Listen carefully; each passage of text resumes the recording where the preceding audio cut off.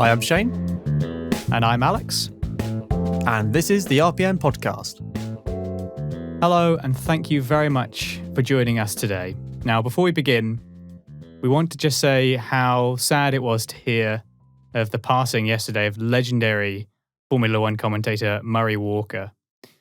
Now, Murray's voice is an indelible part of our childhoods and the journey through the sport growing up. He lived an incredible life, and I think it was a testament to his enthusiasm and generosity and love for the sport that one man could be adored so much for making so many mistakes. But I think Shane and I both wanted to just do our part, no matter how small, in saying that we just wish all the best to his family and friends and all those close to him. And thank you, Murray, for all the great memories. Yeah, I just echo what you say. Thank you very much. Now it's time to make some more memories in Formula One as we talk about the final day of testing for the 2021 season. And as before, we'll be going team by team, previous championship order, looking at the results, and then a little chat at the end to wrap everything up before we look forward to the season starting proper. So Shane, over to you. So like Alex said, this is the final day of testing and a pretty sound environment. And by what I mean like that, there wasn't too many high winds. There was nothing out of the ordinary on track. A very good testing day. And obviously it's been run on a Sunday. So relative to what the race day will be like in 2 weeks' time. And towards the end of the day, we also had a bit of a qualifying kind of simulation. Some teams participated in that. Some teams chose not to. But we'll get down to that at the end of the podcast. So let's start things up with Mercedes, who have had a better day again. They've had sequentially better days since the start of pre-season testing. Got a handful of laps in today, which is fantastic. Started to show a little bit of pace. Nothing too tremendous, but that's not unusual for Mercedes. That's not unusual for any team in the pre-season testing phase. And very little reliability issues once again. They got a lot of miles done, very few issues, and generally an okay day for Mercedes. Not fantastic by any means. There were still some issues. Lewis had a couple of spins, and Bottas had a couple of offs as well. So the car still seemingly has a lot of work to be done, but this is what pre-season testing is all about. That's about it for me. Alex, any thoughts or opinions? Yeah, Mercedes didn't bring the dominance that perhaps we might have expected, and we certainly saw in testing in previous years. They haven't always been the fastest in testing, of course, but we perhaps expected a slightly more decisive set of results from them. Not that it should necessarily be a nightmare that they haven't done that. Bottas got in some better laps and long run sessions in the morning, and he was reporting that they've been getting a better handling on the W12's apparent rear instability, and they're slowly getting their hands around that. Hamilton had a little bit more trouble. He had another spin at the start of a hot lap, but like you said, they got a decent number of laps in.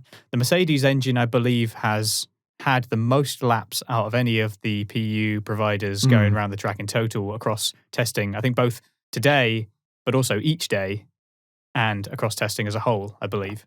So they certainly will have got a decent amount of data for that at least, and be interesting to see whether or not any of this genuinely affects Mercedes going forward. I'm still pretty doubtful that we're gonna see anything other than that really industrious Mercedes performance when it comes to FP1 in 2 weeks' time.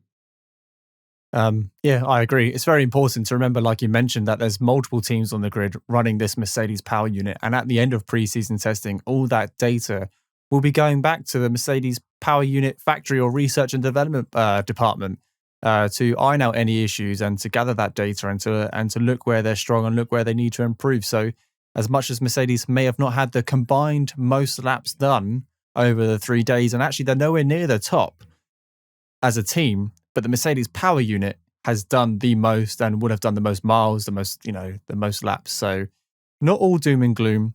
The car does still look a little bit unsettled, but like you said, Alex, I don't expect that to be a problem going into the first race in 2 weeks' time. They're a very good team at fixing stuff. They're well managed. They know what to do when the stuff goes wrong. So I don't foresee any issues. But it was unusual not to see him at the top of the grid, like we're at the top of the timing charts, like we're used to. And that's almost what we kind of expected. I watched the last 2 hours of preseason testing day 3, and towards the last hour, we started to see some really fast runs happen from some midfield teams as well. And then Lewis came out on the C5 compound tyre, which was the fastest of the tyres available during this testing. And like you said, had a spin on the penultimate corner, starting his hot lap, and then only did a couple more laps after that. So maybe that destroyed any chance of a super duper lap. Who knows? We don't know what's going on inside that Mercedes team. Let's go over to Red Bull, and the good news kind of continues for Red Bull. I feel Perez looking very comfortable during the long runs in that car in the morning. They've enjoyed a lot of reliability over the course of testing as well, which they really had some problems with last year, it seemed, especially for Verstappen, who was on the receiving end of all sorts of issues, particularly PU-related issues. So Honda obviously looking to get very quickly on top of those and make their mark in their final year of Formula One, for now at least, seeing as Honda have a thing of leaving and coming back. So we'll see if they do that again. But yeah, certainly for now, they're getting on top of those troubles and looking to make their mark. Ultimately, Perez topped the board by the end of the morning and yeah, looked very confident out there.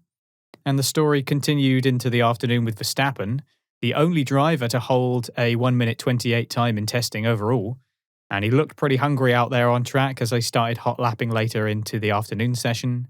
Obviously topped the leaderboards by the end of the day. And he did it on the C4 tyre as well. So I think if there is any hype to be built about any teams going into a championship, I think it's the wind is very much in Red Bull's sails right now. Yeah, like you mentioned, he was the fastest of the day. And it wasn't a matter of let's see how fast we can go and keep on pushing and making mistakes. That car looked Mercedes-esque. We mentioned last year in the podcast in our post-race discussions that the Mercedes looks on rails. And that means obviously it doesn't slide about. It takes every corner perfectly. It's got tremendous grip and brilliant traction. That was the Red Bull today. That was Max Verstappen in the afternoon doing lap after lap after lap, like you mentioned, on the C4 tyres, and just didn't put a foot wrong or a wheel wrong at all. The car looked fantastic. And it's too early to say, will they be a championship contender? But definitely everything is going in that direction, especially the reliability. Like you said, if it wasn't for Max's issues last year and Honda's issues, Max could have very well got P2 in the Drivers' Championship. It didn't happen, but with a more reliable car this year, who knows? If they've closed the gap and topped the reliability issues, we could see some interesting fights on track. Not least of all with his teammate, of course, because Perez coming into it must be his 11th year in Formula One for Perez. He could be an interesting teammate for Verstappen, and I think the testing has showed that he does have a good level of consistency in that car and has been able to make something of a statement in putting himself at the top or near the top of the timesheets each day. So looking forward to their relationship as well as the relationship with Red Bull to the rest of the field. Right, so moving on to McLaren Mercedes, who have continued their excellent stride in pace, performance, reliability, and Daniel Ricciardo almost topped the timesheets at the beginning of today. Actually, was Daniel in the morning or was Daniel in the afternoon? Daniel was in the afternoon. So Lando was very close to topping the timesheets in the morning. He held P1 for a while, and then Daniel took over in the afternoon. But another good day for McLaren. They've been pretty flawless. If tests were to go any better, if you were to divide all the teams into whether they've had a good test, an okay test, or a bad test, McLaren are one of the very few teams I would say have had a really good test. And that doesn't necessarily mean pace. That means reliability, laps completed, mileage, consistency. McLaren must be feeling quite happy at the end of today and at the end of the 3 days that they've achieved the majority of what they wanted to achieve because they've had very little issues. Yeah, I'm very happy with how testing has gone for McLaren. There seems to be a perhaps quality over quantity approach, as they haven't done the most laps, but what they have done with those laps has been impressive. Like you say, no real issues to speak of, making good use of all of their programs to get all the information they need, it seems, and still getting good times as well. Ricciardo was the first into the 130s in the afternoon. Lando had a run near the end of the morning on the prototype tyres. Just a quick aside about these prototype tyres.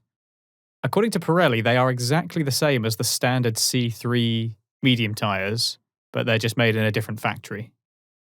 Oh, okay. So not too mysterious after all. Just made somewhere else and basically the same as the standard C3. So they did some runs on those as well. Both Lando and Daniel looking pretty comfortable in the car. No big issues, like you said. Kind of encouraging how quiet it was in a way. They didn't light up the team sheets, but they didn't find themselves slouching around the back of the field and going around every other laps. So it was pretty steady from McLaren, and that for me is good news. Yeah, I'm hoping quietly confident. They're not boasting about their success, but they're also not at the back of the grid, like you said. They're being the grey team at the moment. It's often referred to as the grey man, just keeping your head down, doing what you need to do. But is that McLaren going back to their heritage? Is it going back to grey? Oh, potentially going back to the Ron Dennis era. But who knows? Like you said, it's all positive news. But we'll find out in a couple of weeks' time. Aston Martin then, Stroll was out in the morning on both medium and soft tyres. Didn't really hit the timesheet with any big moments. Kind of a similar story with Vettel, both cars finishing at the bottom of the pack by the end of the day. Now, it's not that this should be automatic cause for major concern, but it does feel a bit less significant than when the RP20 was being touted as the third fastest car following preseason testing last year. Just 56 laps for Vettel, who had his session cut short again. This time due to what the team reported was a loss of boost pressure, I believe they said. Not sure exactly what that is, but that's what they said it was. I don't want to be too negative, but I must admit I'm a bit concerned for Vettel. His teammate managed a fourth fastest time on day one and third on day two. Seb's highest offerings were 12th, 16th, and 17th, respectively. And whilst he's one of the most experienced and successful drivers on the grid, he's only got 117 laps in over the course of the whole weekend in entirely new machinery to him, and that includes the engine. And it's the second least number of laps only ahead of Nissany. So it's probably, I can't help but feel that Sebastian's probably wishing he had a little bit more time on track and maybe had made it slightly more significant strides pace-wise.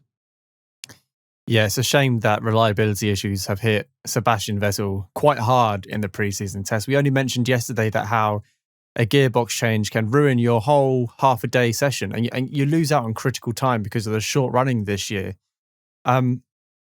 Aston Martin, it's an interesting team because 3 days ago or 4 days ago, we were talking about their launch and the hype surrounding it and how the team could be a threat to McLaren. And there was such a positive vibe around that team. And every day this preseason testing, they've just dropped off ever so slightly, a little bit more. They've had reliability issues every single day. They've had sessions cut short, not just box to have a quick fix, but actually cut short. Vettel was given press interviews like an hour and a half before the session had ended. So that's how confident they weren't going to get the car fixed, which is a shame.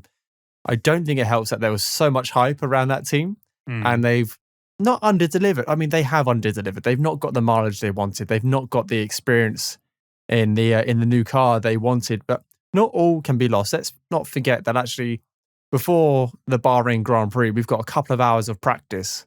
So, and that data, I should imagine most teams will be running for the whole practice time. There won't be any teams staying in the boxes like we usually see towards the end of the season, preserving engine parts and not necessarily needing to run.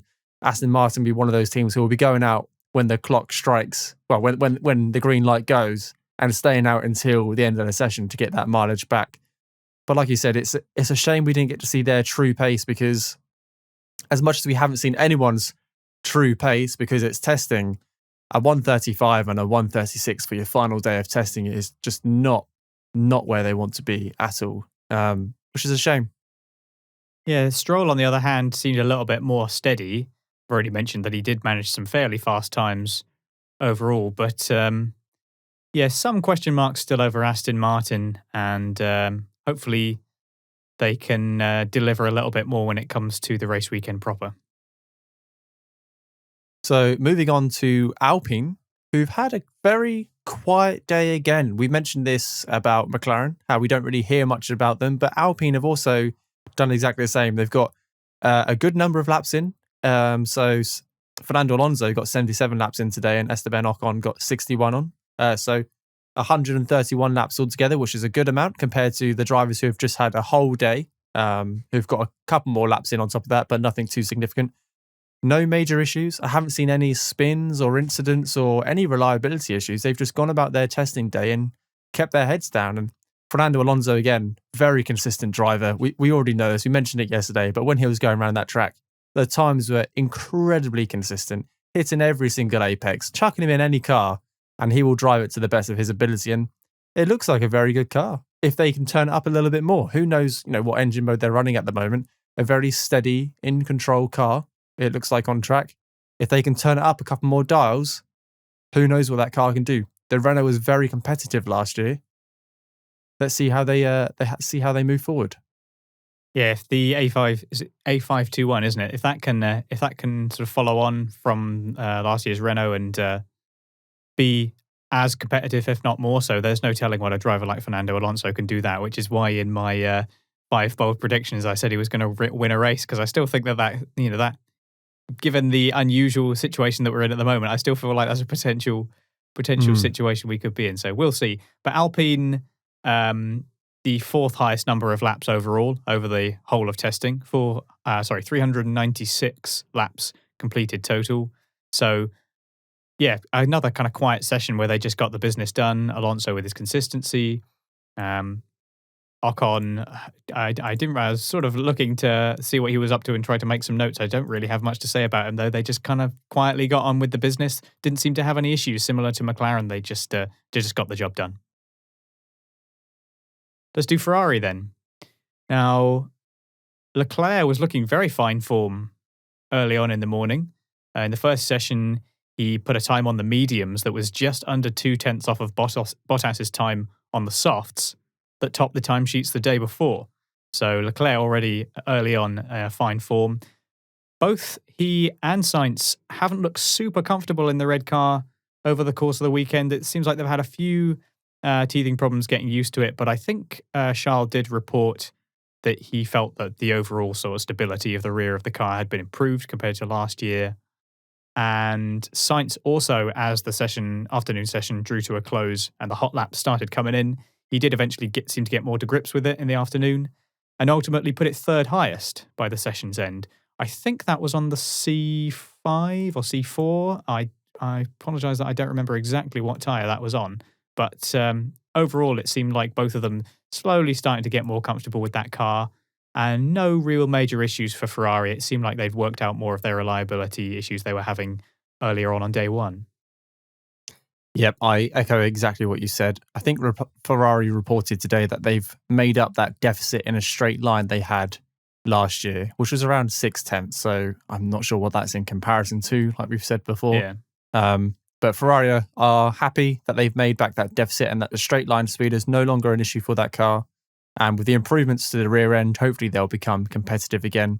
It always seems to be the rear end for these drivers. Mercedes are having the same issue with their rear end. It's just a little bit unstable, and they're trying to find where they can push and where they need to be a little bit more forgiving. But both Carlos and Charles looking quite strong towards the end of their respective sessions, putting in good lap times in comparison to the rest of the field and driving the car well. It doesn't look like it's on, or it is as strong as the Red Bull at the moment. So the Red Bull, you can see them accelerating mid-corner, whereas the Ferrari, they're kind of not lifting and coasting, but tethering the throttle through the corner instead of going full gun straight away. So there's clearly a little bit more instability with the Ferrari, but we already knew that coming in from last year that the Ferrari was a little bit more unstable. Hopefully they've made gains in all those areas, but quietly confident, I'm not too sure, but they've definitely had a good session. Let's go to AlphaTauri. Now, both the car and the drivers continue to put in a pretty steadfast performance on day 3. Gasly putting in some more good times in the morning. He's looking very confident indeed. He was quickest in Sector 2 for a while, out of anyone. And Tsunoda also very, very impressive. He did have a little moment quite a way into a long run where he had a skid. No major harm done, though, as far as I can tell, other than maybe to his tyres. And ended up a very impressive 2nd place by the end of the final day. Just shy of Verstappen and a clean 6/10 ahead of Sainz in 3rd. So, yeah, I think that AlphaTauri continues to impress. I think they could be a real dark horse in the midfield, maybe even breaking towards the occasional shock in the top 3rd of the grid. So, I think that we can expect to see some interesting results from AlphaTauri if testing is anything to go by. And Gasly, in particular, seems to only be growing his confidence even more following a strong season last year.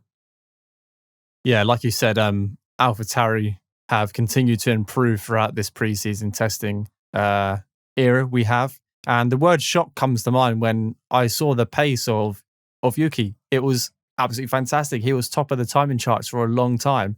And every time Max went faster, he would go faster again. And we're talking about what is often referred to as the sister Red Bull here. Now, Gasly put in 76 laps in the morning, which is a great number. But Yuki, 91 laps in one session is absolutely fantastic. And they've got the laps, and it's seemingly like it's looking like they've got the pace as well. I have no idea what runs they were completing. But the AlphaTauri was on the C4 compound instead of the C5. The AlphaTauri was on the C5 compound compared to the Red Bull on the C4. So that's why it may be a little bit closer than people expected, but it's still massive positivity coming from that team at the moment.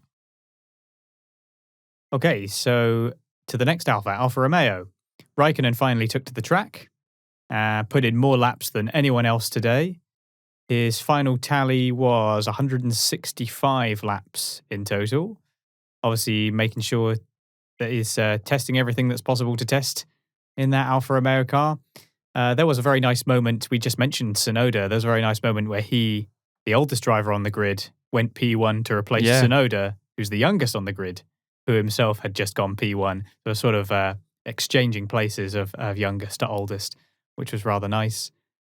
Another thing to mention about Raikkonen, who in general had a pretty steadfast session and was trying out all manner of tyres and programs, it looked like, as he went from long runs to faster runs.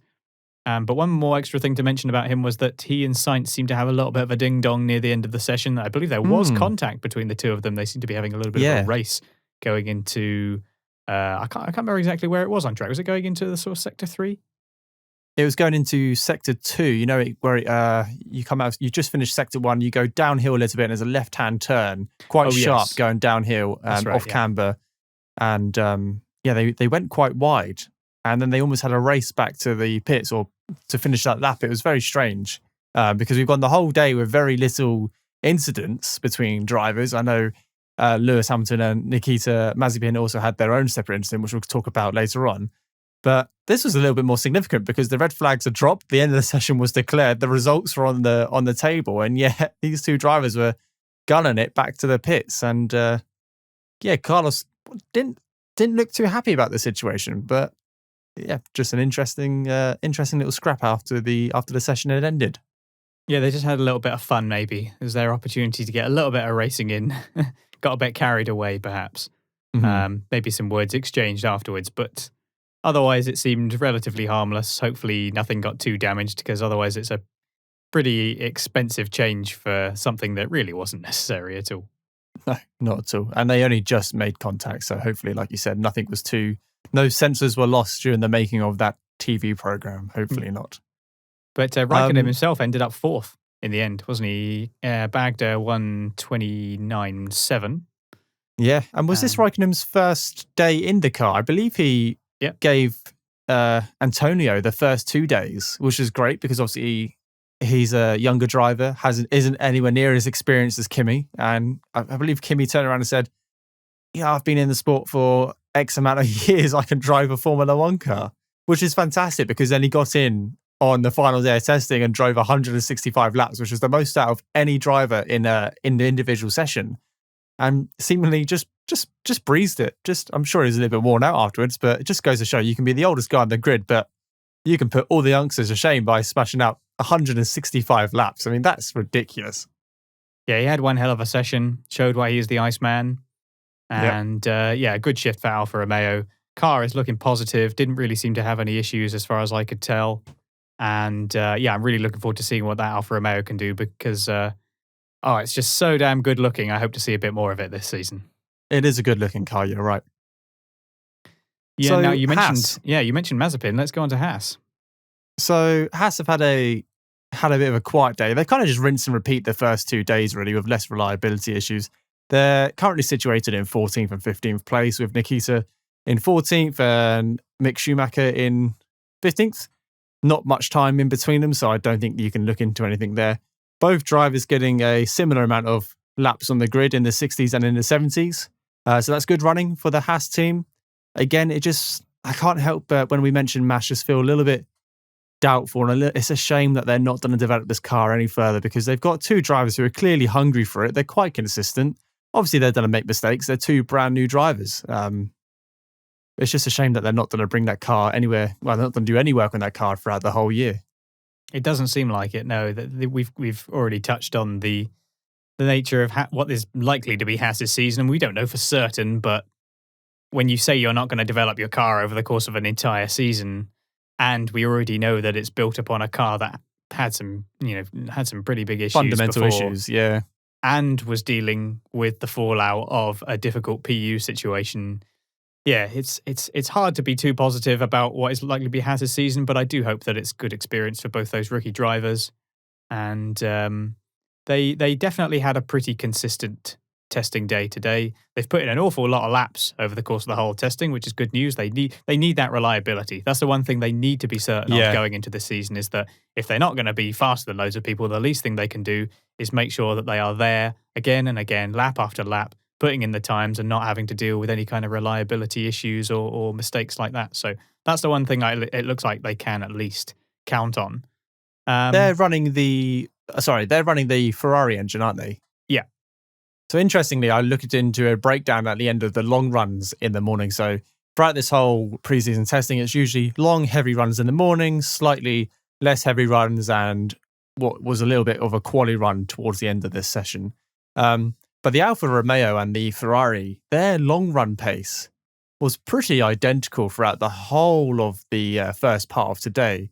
Now, I'm not sure if that's great for consistency, but also, is Ferrari still a little bit down on power? I don't know, because that's the only thing Haas have got going for them at the moment, is that they've got a new power unit, and it would be a struggle to be worse than last year. But it seems like a lot of other teams have made huge improvements through like chassis, aerodynamics, wing angles, and just drivability and power units. But Haas have just settled for what is a B generation car. They've only adapted it to maintain the current regulations, and moving forward, it's gonna be. I don't want to see any team do bad. It's been hard to watch Williams over the last couple of years, but this is going to be a real tough year for the Haas team. Now, you already mentioned, you briefly mentioned an incident with Mazepin. There was kind of two incidents, really. One that was made a big deal of, but probably shouldn't have been, and one that wasn't made a big deal of, but probably should have been. Starting with the latter, there was a point where Mazepin did block Verstappen, who was on a hot lap at one point. It was pretty close. Was he? I think he was coming out of the pits, wasn't he? He was, just coming out the pits, and it's just that classic Bahrain where you're coming into turn one. It's a sharp right-hander, and Max Verstappen's on a flying lap, setting what was one of the fastest laps of his day, and they came very close into turn one, which ruined Max's lap. Although he continued going on it. I mean, make what you want of that. That's fine, but they came very close. So why he didn't back out? You don't have to go guns blazing outside in the pit lane. As in, once you've crossed the pit limiter, you can travel at whatever speed. People have been doing practice starts there. People have gone slow out there to let other cars go. So the fact that they ended up very close to each other at that pinch point was an incident which could have happened, but definitely could have been avoided. Yeah, just a little bit more awareness needed. Perhaps we can just chalk that up to the Mazepin's lack of experience. Just a bit more awareness coming out there. There's no need to, in testing, there's no need to put the car in that kind of risk. For both cars, in fact, there's just no need for that. No. But Verstappen ultimately carried on, and ultimately no harm was done. On to the other incident, which I think you wanted to point out. Yeah, so we've got an incident where Lewis came out of the penultimate corner of the track, and he had the C5 tyres on, so was clearly going for one of his fastest laps, and lit up the rears too much and did a complete 360, ended up half on and half off the curb, and then trundling in third gear, trying to get back on the track. Now at this point, Nikita's coming round. He was a couple of seconds behind Lewis, so there was no risk of an immediate incident. But Nikita came round the final corner, obviously saw Lewis stationary on the track, and moved to the right-hand side to avoid him, but by doing so, must have hit Lewis's dirty air or disturbed air and had a massive snap of oversteer and corrected it.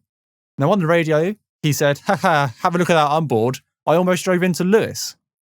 Now, I don't think the commentators made this matter any favourable because social media picked up on this and the commentators mentioned how Nikita was so far away he was never going to drive into Lewis. And of course, anyone watching this on Sky Sports or wherever you get your broadcast from also started commenting on Twitter saying, oh, Nikita almost drove into Lewis and almost caused an accident and he's laughing at the matter.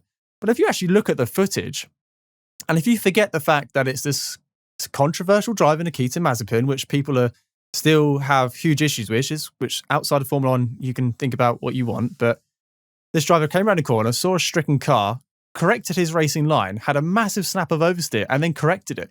He's a rookie in Formula One. In my eyes, and I've asked loads of people about this, it was a nervous laughter. It was like phew, that was close. That could have been nasty. I'm glad I managed to save that. And it just bugs me that social media have got hold of this quote, haha, look at that onboard, I almost drove into Lewis, and made it sound like the guy was aiming for him. When actually, if you look at the replay, yes, he was about 5 seconds or 6 seconds behind Lewis, but that doesn't make Nikita see through a blind corner. He doesn't see Lewis until he comes around the corner, corrects his racing line, avoids Lewis, and has a massive snap of oversteer and does well to save it. We've seen many a car spin out on that corner, not to mention the 7-time world champion who just did.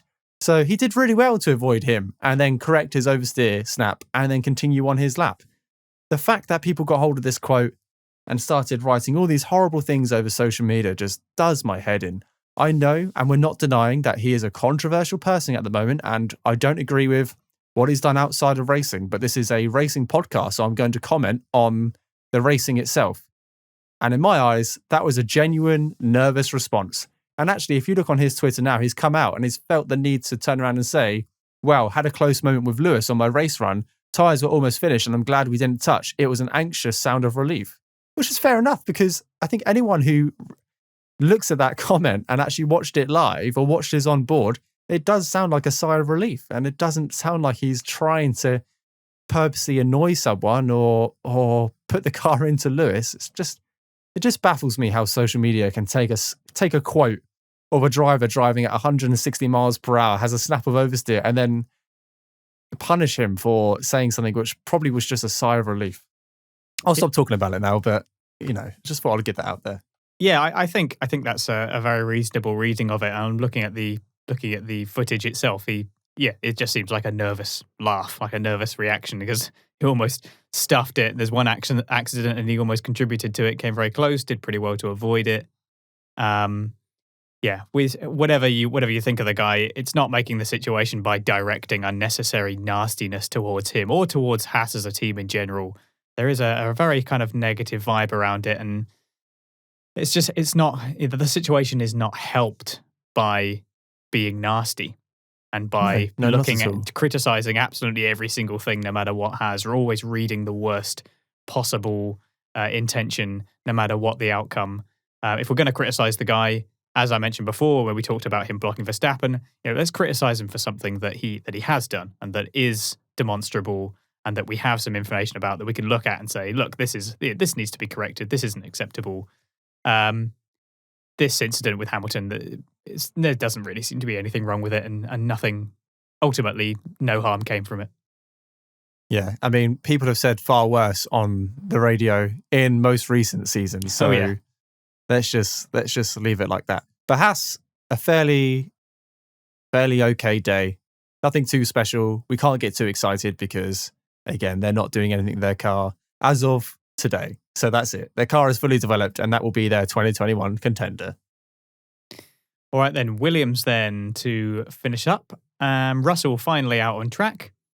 Williams have obviously spread their testing days over the course of all three of their drivers, including obviously Roy Desani, their reserve driver, the first day. So we finally got to see Russell. He doesn't waste a moment, clocked in 157 laps, had a very good run. The second highest number of laps out of anyone. And seemed pretty confident out there on the track. Didn't really have any issues. Ended up 6th fastest after all was said and done. 1:30.117 was his fastest time ultimately. I don't have to hand exactly what tyre that was on, but the overall results for Williams seem generally quite positive. It seems like they've not really suffering from any reliability issues. There was a moment where there's some talk about him dealing with the speed on his car sort of being capped, and it sounded like there was a problem with the engine, and he was going around and kept hitting some kind of cap. It didn't seem to phase Williams, though, and it didn't seem to be an issue because he carried on his run later on. So I don't know if that was something that they were testing on the engine or something they were testing on the car. But what appeared to be an issue apparently wasn't. So obviously Williams sorting out their testing schedule and doing what they needed to do, and was generally a pretty positive day for them.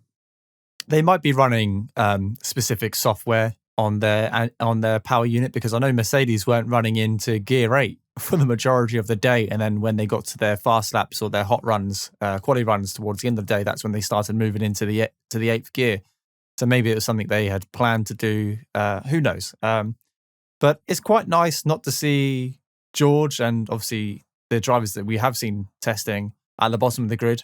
Like, I know times aren't really comparable at the moment, but quite easily achieved a 1:30 without, and this was on I think a medium set of tyres. And towards the end of the day, he didn't even put on any softs, whether they were C4 or C5. He just stuck with the medium tyres. So maybe there's more pace to be found, but positive signs from Williams, especially with their mileage. 157 laps. That's a huge amount, and stuff to be proud of leaving this preseason testing. Yeah, we've said before how coming into testing, the car was ready. They seem to be generally quite positive. They've obviously had a lot of investment into the behind the scenes. So yeah, here's hoping for some points for Williams this season, and all signs point to reliability, pretty solid car. We saw yesterday that it was one of the fastest in Sector 2, which is an area that they've had some issues with before. We know that previously the car has been very draggy, and we know that Bahrain requires some solid straight line speed. They don't, perhaps they've ironed out a few of the issues there. So here's hoping for more good news for Williams going into the future. Still running quite a wide front nose, aren't they? That's quite noticeable on that car. A car which I think is slightly growing on me a little bit. I'm starting to maybe get used to the livery. I love the front of the car. The rear of the car just doesn't do it. But they have a massive nose compared to every other team who've gone down that slimline approach. Williams have stuck to their guns, and they've got something different. So who knows how that will pay out in a race. It's like Alpine and their big engine cover. If you can just find a way to make it work, then it works. Like they say, if it's stupid and it works, it's not stupid. It's just innovation. Yeah, exactly. So just to finish off then, as this is the last day of testing, because that is it. It's over. That's it. Done. 3 days. All done. Over and done. Just as a few sort of general comments about the past 3 days overall, I feel like we come away with as many questions as answers this year. Maybe that's the nature of the field this year. Maybe it's the shorter testing. Maybe it's the track and the circumstances that come with it. Maybe it's a combination of all of these and more. But what I can say for certain, Shane, is that I cannot wait for the start of the season proper. I can't guarantee anything, obviously, but I really feel quite strongly that we're in for one hell of a season, and it's very exciting seeing the cars out on track. We genuinely don't really know what's going to happen going into the first race weekend, and I kind of like it that way. Yeah, it's going to be unexpected, and it's not a typical Australian Grand Prix. It's Bahrain, and Bahrain always kicks up something. We've had some good races at Bahrain, so hopefully, being the first race of the year, we have some cars with reliability issues, which cause, safety cars and different strategies going on. It's going to be fun. Like you said, I cannot wait. We can't read anything into this testing, but I tell you what is interesting. Last year, at the end of testing, the teams with the fastest laps and the most laps were Mercedes, Red Bull, Ferrari, and the teams with the least laps and the slowest laps were Williams, Haas, Alfa Romeo. And this year, there is no correlation. Yes, you've got Red Bull with the fastest lap, but you've got AlphaTauri with the second fastest lap. You've got Alfa Romeo with, as fast as the long paces as Ferrari. It's all open. It's wide open, and I can't wait to see what happens in the first race. Qualifying is what I'm looking forward to. Unfortunately I'm working, so I'm gonna have to watch it on record. But I cannot wait. It's going to be great. Not one car in the wall either testing this year. Nobody really had a big crash. Again, we've got shorter testing, so I guess there's less opportunities to do so. And also what we're shorter testing, then I can sense that then maybe the drivers might have been told, we've only got so much testing, be careful. If you bin it, then that's a huge portion of the testing time that's going to be removed. But Bahrain, generally a little bit more forgiving than Barcelona in places. Certainly a bit more runoff in the area. So, yes, a couple of spins that took place here, if they'd happened in Barcelona or another track, might have put someone not just into the gravel, but also into some, some Armco or something instead. So, otherwise pretty good. There was a few spins. Perez's engine cover exploded and Hamilton beached his car. But, yeah, nobody in the wall, no big crashes. That was encouraging to see. But other than that, it was, it's all mixed up going into the season. That's kind of the way that we like it because it makes it pretty exciting. We have done our best to temper our sort of instincts to look at this and go, oh, maybe it'll be this, maybe this could happen.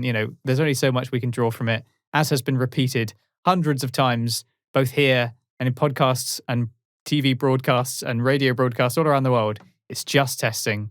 There's only so much that we can read into it. But I